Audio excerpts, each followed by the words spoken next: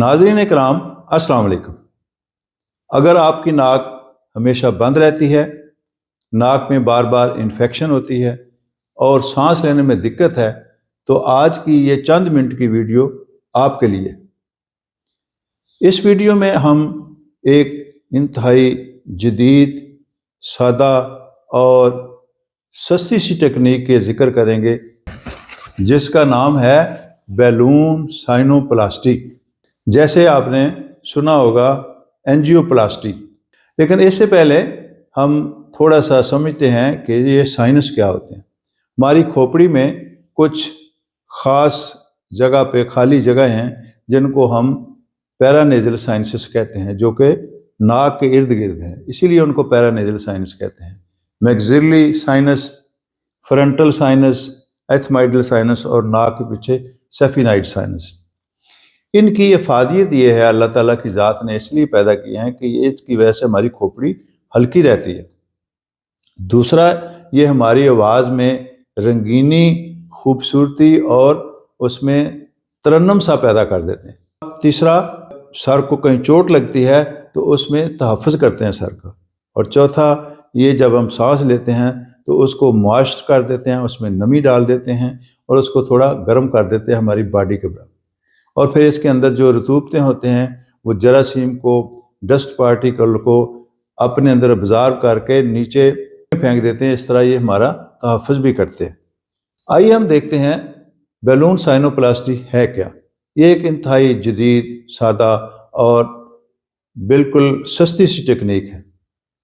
ناک کان گلے کا اسپیشلسٹ، اگر آپ کو بہت سارے یہ پرابلم ہے، ناک کے چہرے کی ہڈیاں جو ہیں یہاں بوجھ محسوس کرتے ہیں، آنکھوں کے پیچھے پر بوجھ محسوس کرتے ہیں، آپ کا سر درد رہتا ہے، آپ کو پوسٹ نیزل ڈپ ہے، آپ کے ناک بند رہتا ہے، آپ کو ہلکا ہلکا بخار رہتا ہے، تو پھر ناک کان گلے کا اسپیشلسٹ ڈاکٹر پہلے سی ٹی اسکین کرا کے دیکھتا ہے، پھر وہ اینڈوسکوپ ڈال کے اندر دیکھتا ہے، اور وہاں وہ جو تنگ راستے ہوتے ہیں سائنس کے ڈرینیج کے، وہاں ایک کیمرے کی مدد سے، جس کے اندر بھی کیمرہ لگا ہوتا ہے، ایک پتلا سا کیتھیٹر ڈالا جاتا ہے، اور کیتھیٹر اس تنگ جگہ پہ پہنچ کے اس کے اندر ایک غبارہ ہوتا ہے، اس کو آرام آرام سے پھلا دیا جاتا ہے، جس سے وہ کھل جاتے ہیں اس کے تنگ سوراخ، اور اس کے اندر جو گند ہے، جو اس کے اندر میوکس ہے، بلگم ہے، وہ پھر آرام سے نیچرلی باہر آ جاتی ہے۔ تو یہ ہے بیلون سائنوپلاسٹی۔ اچھا، مزے کی بات کہ یہ جنرل انستھیزیا میں نہیں بلکہ لوکل انستھیزیا میں کی جاتی ہے۔ اس کا خرچہ بہت کم آتا ہے، ٹائم بہت کم لگتا ہے، ریکوری بہت جلدی ہوتی ہے۔ اس میں کوئی عام روٹین سرجری سے یہ مختلف ہے۔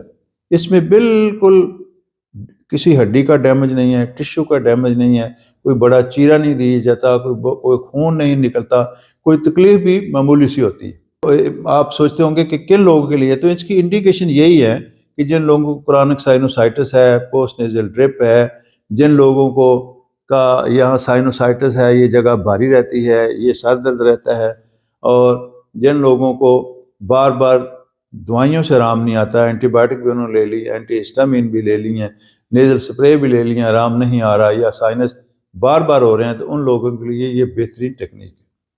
ہاں، یہ کن لوگوں میں نہیں ہو سکتی، یہ ان لوگوں میں نہیں ہو سکتی جن کے ناک کے اندر نیزل پولپ ہے، فنگس ہے، یا پھر انفیکشن بہت زیادہ ایڈوانس ہو چکا ہے، یا ناک کی ہڈی اگر ٹیڑھی ہے تو پھر بھی نہیں ہو سکتا۔ یہ سوال پیدا ہوتا ہے کہ یہ کون سے سائنس، یہ سارے کے سارے سائنس میں کارآمد ہے، فرنٹل، میگزیلری، ایتھمائڈل، سیفینائڈ، ایون تو سب سائنسز میں یہ طریقہ کار کیا جاتا ہے۔ اب سوچتے ہوں گے اس کے کوئی نقصانات بھی ہیں۔ نقصانات بالکل معمولی نقصانات، وہی ہلکی سی بلیڈنگ ہو سکتی ہے، ہلکا سا سوزش آ سکتی ہے، ہلکی سا درد ہو سکتا ہے، کبھی کبھار، وہ تو کہیں بھی ہو سکتا ہے، ایکسیپشن آر ایوری ویئر، کہ مطلب آنکھ کے ارد گرد سوزش آ جاتی ہے، دماغ کے ارد گرد سوزش ہو سکتی ہے۔ تو اس کی پرائس کتنی ہے؟